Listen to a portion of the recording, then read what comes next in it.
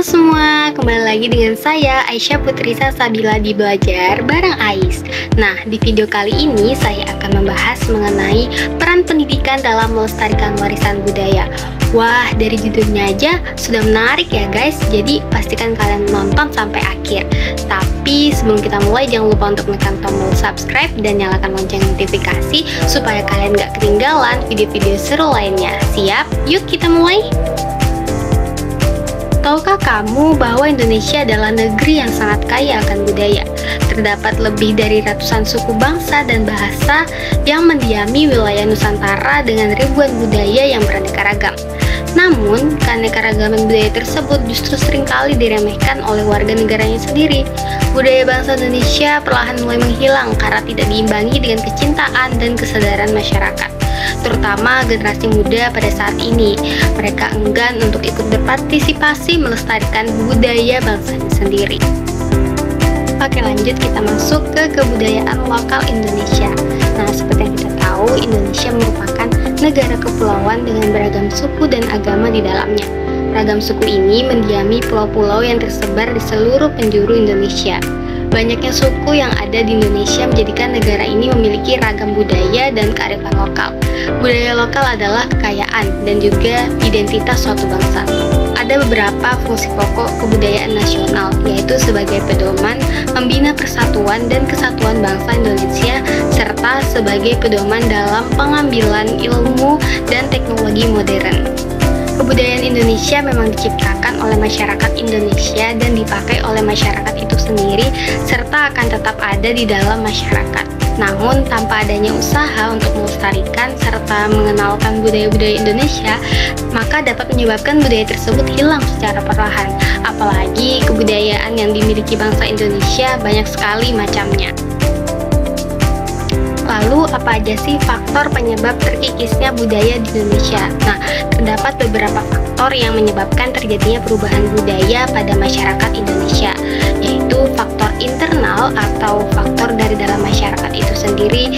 Contohnya adalah pergantian generasi yang terjadi di dalam masyarakat, kemajuan dalam bidang ilmu dan teknologi atau iptek, serta pertentangan dalam masyarakat. Dan faktor yang kedua adalah faktor eksternal atau faktor dari luar masyarakat itu sendiri, seperti pengaruh budaya lain, termasuk globalisasi, westernisasi, menolak perubahan yang terjadi, dan lain-lain. Paling banyak itu globalisasi ya, yang paling berpengaruh saat ini.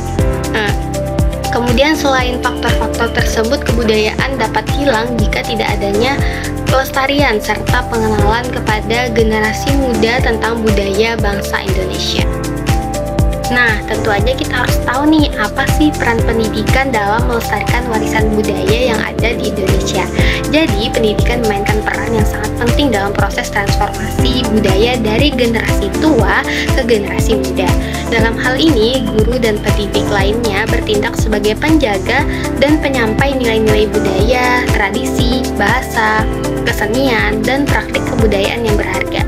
Proses ini memastikan bahwa kebudayaan tidak hanya dipertahankan, tetapi juga berkembang dan beradaptasi dengan perubahan zaman.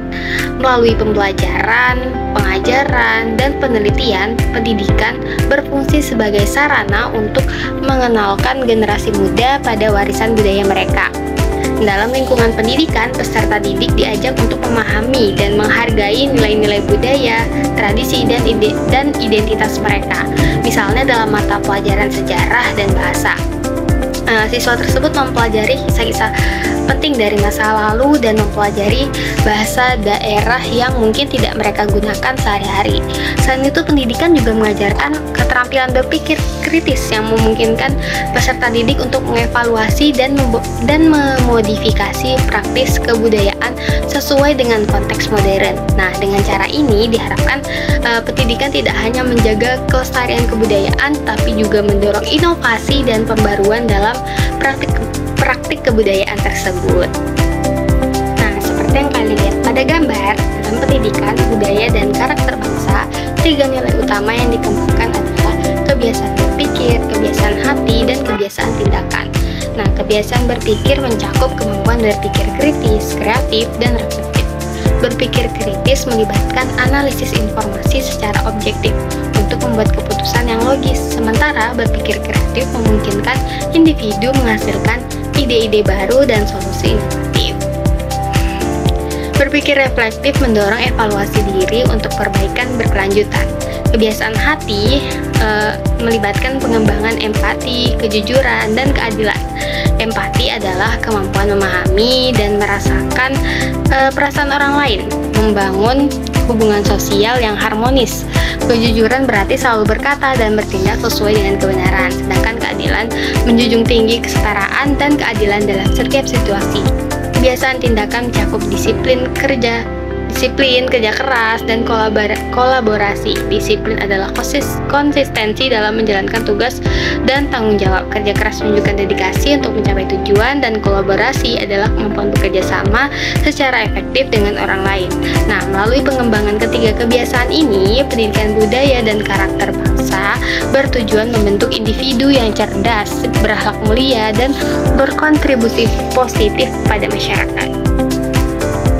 Akhirnya sampailah kita pada kesimpulan. Globalisasi memiliki dampak signifikan terhadap perkembangan budaya di Indonesia, khususnya dalam hal penurunan pelestarian budaya lokal dan erosi nilai-nilai budaya asli. Pengaruh budaya asing yang masuk melalui globalisasi dapat menggeser perhatian dan apresiasi masyarakat terhadap budaya lokal. Akibatnya, generasi muda mungkin lebih tertarik pada budaya global daripada mempertahankan dan mempelajari warisan budaya mereka sendiri. Namun, pendidikan berperan penting dalam menghadapi tantangan ini. Dengan menerapkan program dan kurikulum yang mengintegrasikan nilai-nilai budaya lokal, pendidikan dapat membentuk karakter pelajar yang berbudaya dan mencintai warisan budaya bangsa. Oke, sampai di sini presentasi video dari saya. Sampai jumpa di video selanjutnya. Bye bye. Terima kasih sudah menonton.